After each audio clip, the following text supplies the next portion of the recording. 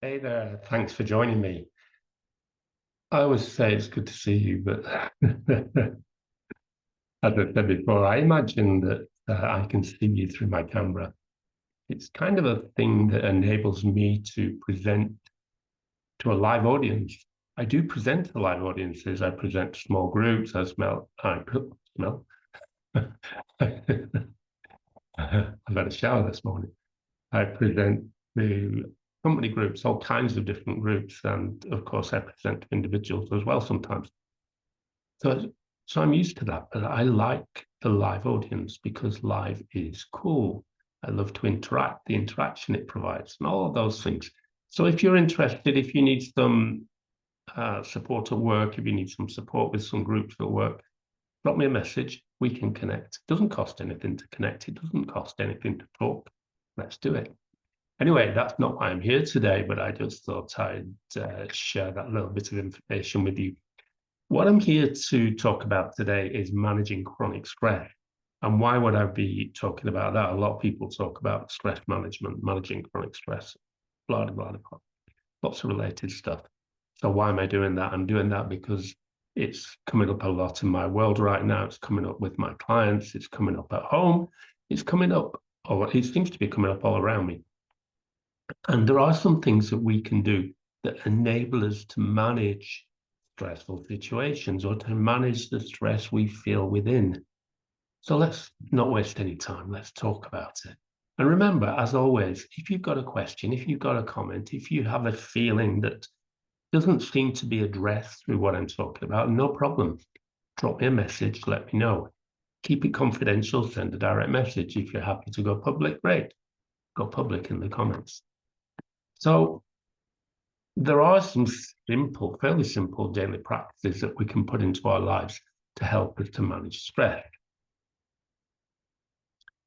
But let's talk about being more specific for the time being. Let's talk about chronic stress.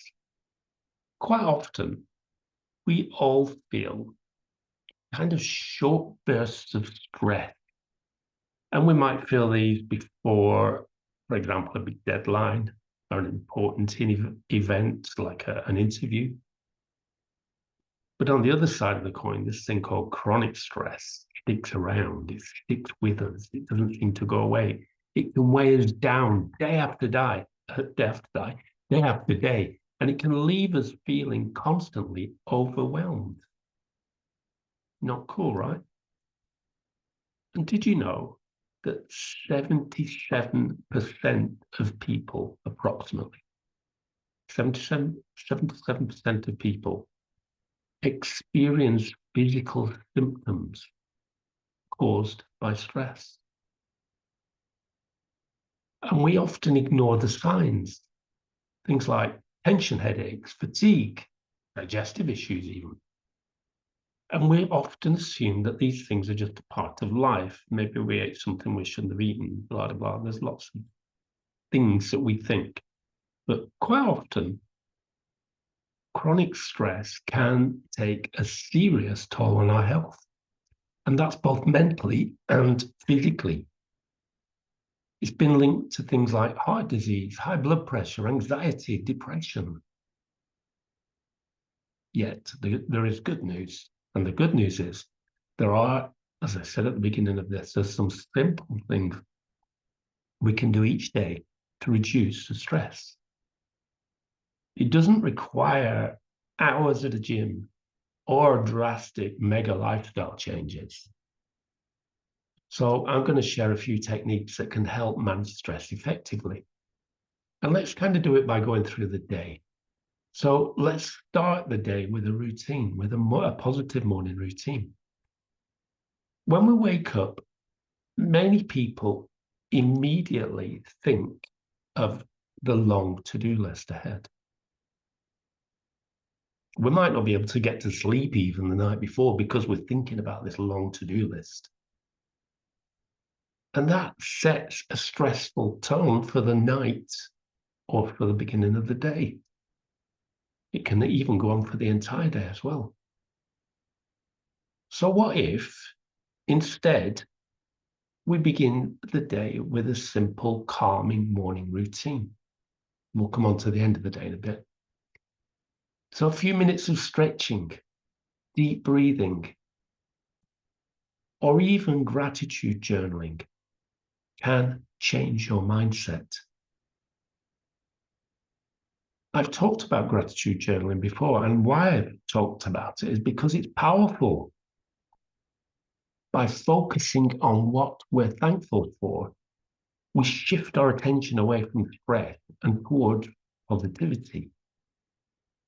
And research actually shows that 48% of people feel that their stress has increased over the past 5 years. So if we can take control in the morning, that can make a real difference. Now, I know I'm not giving detail about these exercises I'm suggesting. If you want the detail, you're going to have to talk to me. That's the catch. Okay, but I provide all the detail with my clients, with groups and so on. So the detail is there, but I don't have time to share it here. I'm not being mean. So let's talk for a minute about shifting perspective. One of my favorite writers, unfortunately, passed away in 2015, I think, Dr. Wayne Dyer. He once said, change the way you look at things, and the things that you look at will change. And this idea highlights how powerful our mindset is in shaping our reality. And that includes how we experience stress. So on the positives of what Dyer said, one of the biggest advantages of his perspective, it's the ability to empower us. So by reframing stressful situations, and whether they're at work, in relationships, personal challenges, we can reduce the pressure we feel. So for example, instead of seeing a busy schedule as overwhelming, we can view that busy schedule as an opportunity for growth, learning, and accomplishment. And a mindset like this, change the way you look at things, and the things that you look at will change, can help us feel more in control and less reactive to life's challenges. On the other side, let's call it a con. We talk about pros and cons, right? Let's talk about it as a con. However, on the downside of what Dyer said is that it may seem overly simplistic, especially in situations of chronic or extreme stress. When people face significant hardships like job loss, serious illness, trauma, changing the way they look at things won't eliminate the external problem or challenge. So adjusting our attitude can help to manage stress. It's not a substitute for addressing the underlying issues. So sometimes we need external support or professional intervention. Sometimes you need me, and there are others. Sometimes I come across clients who I think, yeah, I can help this client, but I know somebody who can help better. So I do network and I do refer people to other professionals. So it's not always with me. Sometimes as well, we just don't get on. Now that's okay. You know, the chemistry is not that. You hear about people having chemistry calls. Sometimes the chemistry just isn't there. That's okay.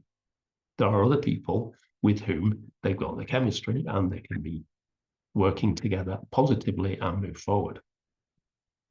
So let's go back to Wayne Dyer for a minute. His advice, if advice is the right way to put it, can be incredibly powerful. But it's important that we acknowledge that shifting our mindset, your mindset, doesn't change reality. It changes how we react to it. Have a think about it. Change the way you look at things, and the things that you look at will change. So let's talk about taking breaks during the day for a minute. I talked about this lots. Take breaks during the day. When we're busy, It's so easy to power through the day without breaks. And what happens if we do that? We keep doing it and doing it and doing it. That leads to burnout. A quick 10-minute exercise break during lunchtime, for example. Or do you take a lunch break? A lot of people don't. We need to take a lunch break. So a simple and quick 10-minute exercise break during lunchtime can work wonders.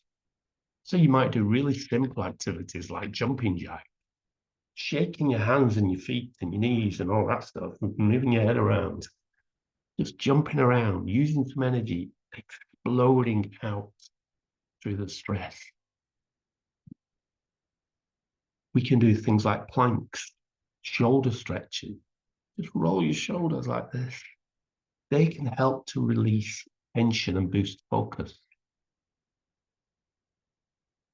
Have you felt before that kind of sluggish midday dip? I have.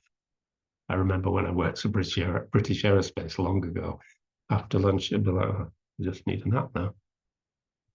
So this short exercise routine can really help. Just a few minutes of movement, it can leave you feeling refreshed and re-energized. It makes a difference. It makes a difference in reducing stress hormones. In fact, small actions like these are critical, especially considering that 43% of adults actually report that stress affects their sleep. 43%, that's almost half of all adults in the world. Stress affects their sleep. So if stress is keeping you up at night, these breaks during the day can help release tension. And that makes your evening a little bit more peaceful. You might want to consider building in evening meditation or mindfulness into your routine. Mindfulness exercises, I can teach you a lot of those. So let's think about peaceful evenings. Speaking of peaceful evenings, stress often lingers long after the workday. It doesn't go on when work finishes. It stays with you. And that makes it hard to unwind. So this is where evening meditation can actually help out in quite a big way. Just 5 minutes. We're not talking about meditation of losing yourself in your mind somewhere else and all that stuff. We're talking about 5 minutes, 5, not 10, 5 minutes of focusing on your breath or doing a body scan. That's where you relax, focus on your breathing, focus on the top of your head and work your way through your body, noticing how you feel, breathing through it. That's putting it in a very short way.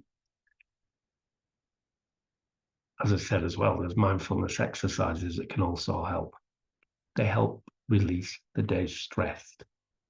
It's a simple practice, yet it's one that can work wonders for calming the mind. Here's another statistic that's quite interesting. Did you know that over 30% of adults deal with chronic stress? And they don't realize that regular meditation or mindfulness practice can lower their stress levels by 40%. 40%, that's massive. So look upon it as an investment into your mental health. And it pays off with better sleep and a clearer mind the next day. It's not rocket science. We can also get into practicing stress-relieving movement. So I use some simple yoga exercises with my clients. I use them with myself as well. I'm not a yoga teacher. I know some people who are though. So if we need a yoga teacher, I know where to go.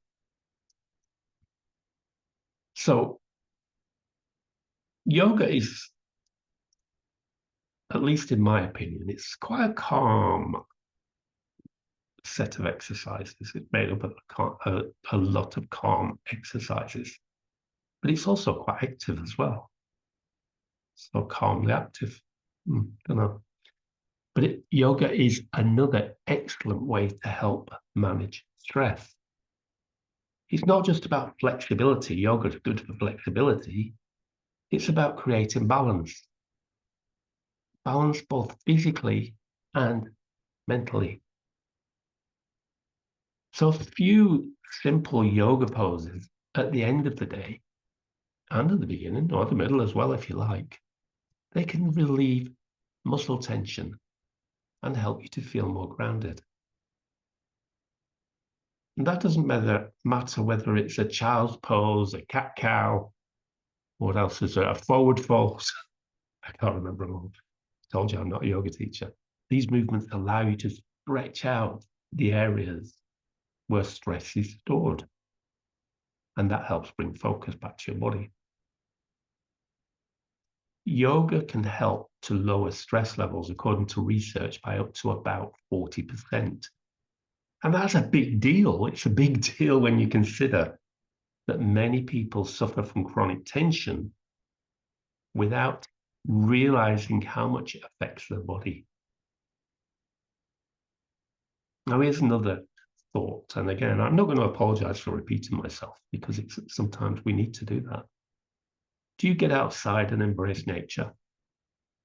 Do you?